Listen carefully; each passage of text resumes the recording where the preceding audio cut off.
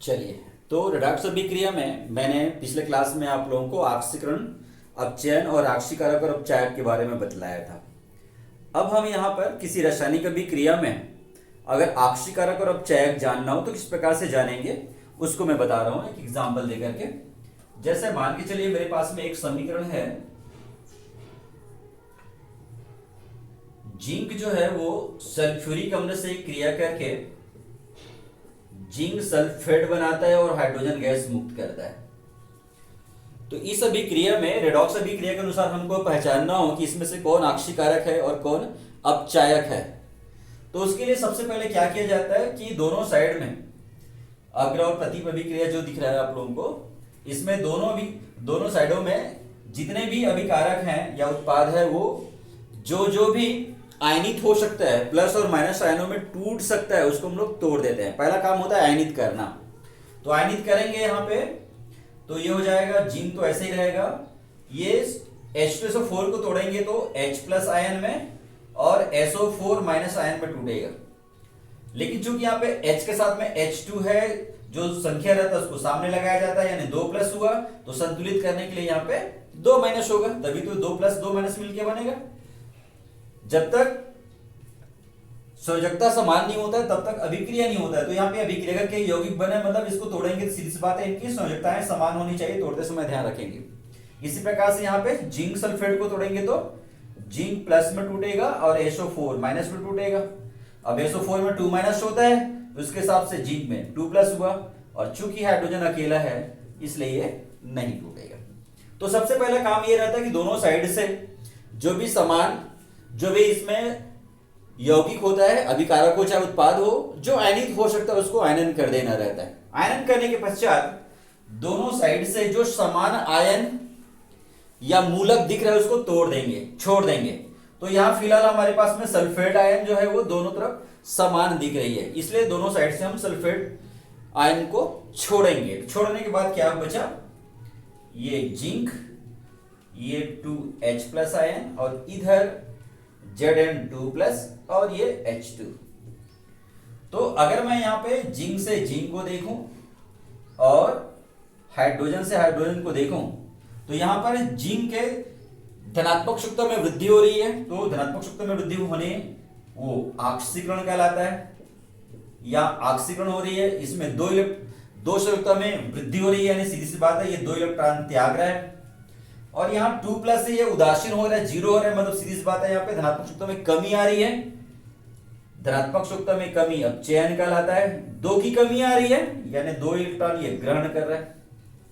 और आपको मालूम है जिसका ऑक्सीकरण होते रहता है वो अपचायक कहलाता है, और जिसका अपचयन होते रहता है वो ऑक्सीकारक कहलाता है। तो इस हिसाब से दिए गए अभिक्रिया में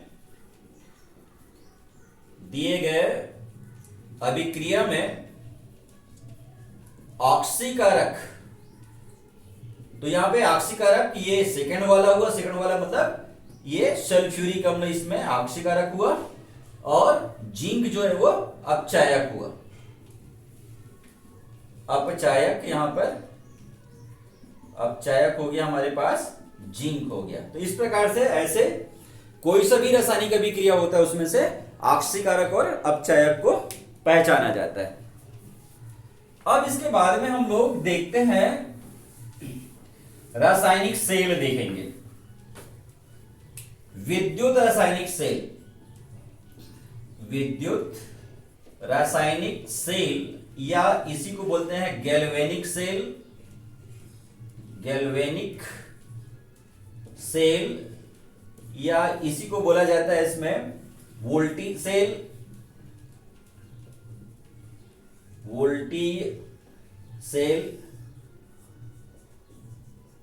या फिर इसको बोला जाता है इसको डेनियल सेल। ये सब एक ही है। तो विद्युत रासायनिक सेल एक ऐसा उपकरण होता है जो रासायनिक ऊर्जा को विद्युत ऊर्जा में परिवर्तित करती है। सेल के अंदर रसायन भरा होता है, तो रासायनिक ऊर्जा और सेल का उपयोग करते हैं, यानी रासायनिक ऊर्जा को उपयोग करते हैं, और उससे हम लोग कोई भी इलेक्ट्रॉनिक्स डिवाइस को चलाते हैं, कोई भी उपकरण को, विद्युत उपकरण को चलाते हैं, यानी वो रासायनिक ऊर्जा को क्या करता है, विद्युत ऊर्जा में परिवर्तित करता है। तो रासायनिक ऊर्जा को विद्युत ऊर्जा में परिवर्तित करने वाला जो यंत्र होता है, उपकरण होता है, वो कहलाता है विद्युत रासायनिक सेल कहलाता है। तो ये जो सेल होता है, इस सेल का निर्माण सबसे पहले किया था गैल्वेनो महोदय जी ने किया था, इसलिए इसका नाम पड़ गया गैल्वेनिक सेल।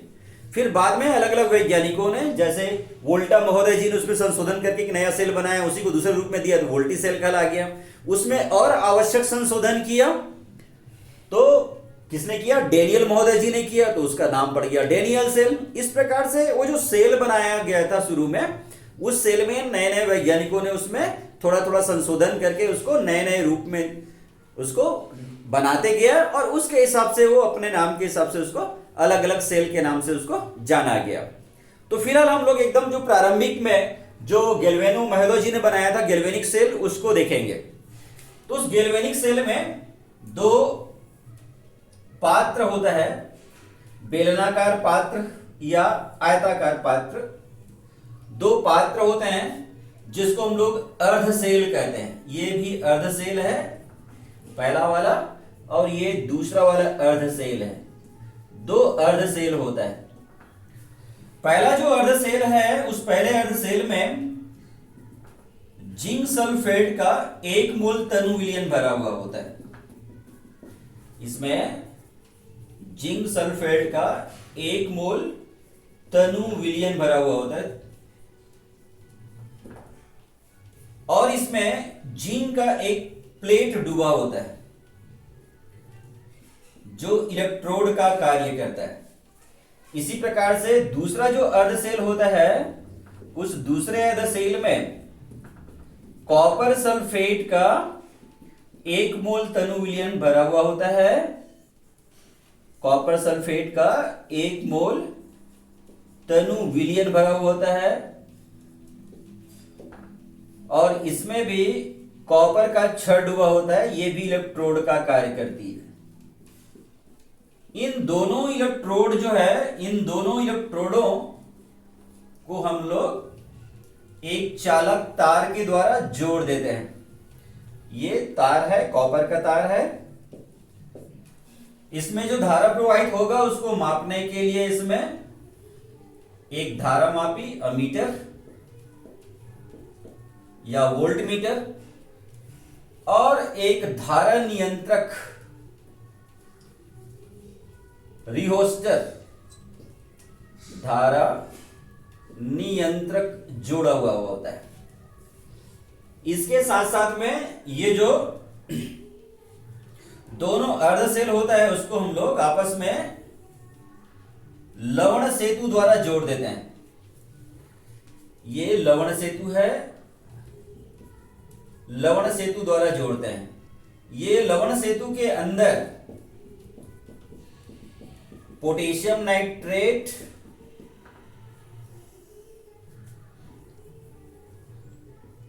पोटेशियम नाइट्रेट या पोटेशियम क्लोराइड और अगर अगर विलयन का गर्म सांद्र जेल भरा हुआ होता है। जेल भरा हुआ होता है, दोनों का बना होता है, KNO3 और अगर विलयन का, या फिर KCl और अगर विलयन का जेल भरा हुआ होता है। इसके अंदर में थोड़ा सा सांद्रित रहता है, गर्म सांद्र जेल भरा होता है। इनके दोनों सिरों पर रुई या कॉटन लगा हुआ होता है। ये कांच का बना हुआ होता है या फिर फिल्टर पेपर का बना हुआ होता है। ये जो लवण सेतु है, फिल्टर का पेपर का भी बना हुआ हो सकता है या फिर कांच का बना हुआ हो सकता है। ये इसकी रचना है। अब इसकी कार्यविधि, तो जैसे ही लवण सेतु के द्वारा दोनों अर्ध सेल को जोड़ा जाता है, तो वैसे ही ये विद्युत परिपथ पूरा हो जाता है।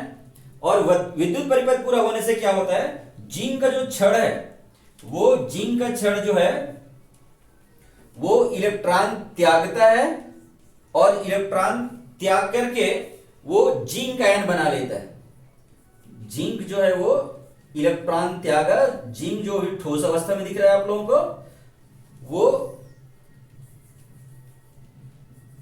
आयनित हो जाता है और 2 इलेक्ट्रॉन का ये त्याग करता है। 2 इलेक्ट्रॉन त्याग करके 2+ आयन हुआ। ये इलेक्ट्रॉन दूसरे अर्ध सेल में जाता है, और दूसरे अर्ध सेल में जाकर के वहां जो कॉपर सल्फेट होता है, कॉपर सल्फेट ये लवण सेतु के द्वारा यहां गया और जाकर के ये कॉपर सल्फेट को आयनित कर देता है।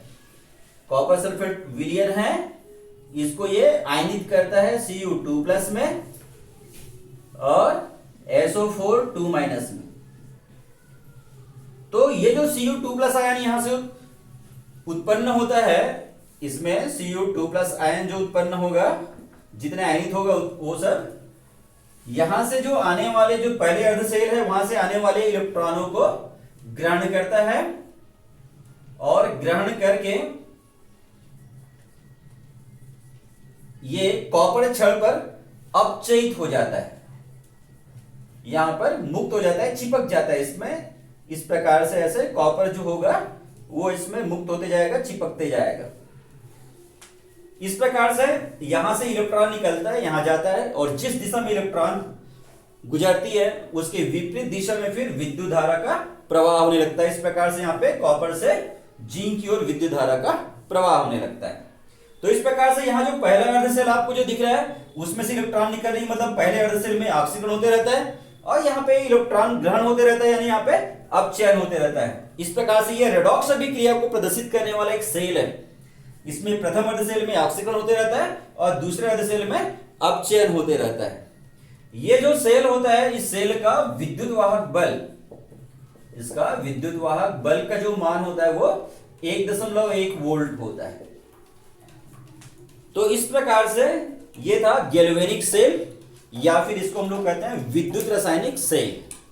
इसके बाद में फिर इसमें जैसे विद्युत वाहक बल आया तो ये क्या होता है, इसके बाद में इसके बारे में आप लोगों को नेक्स्ट क्लास में बताया जाएगा। Thank you.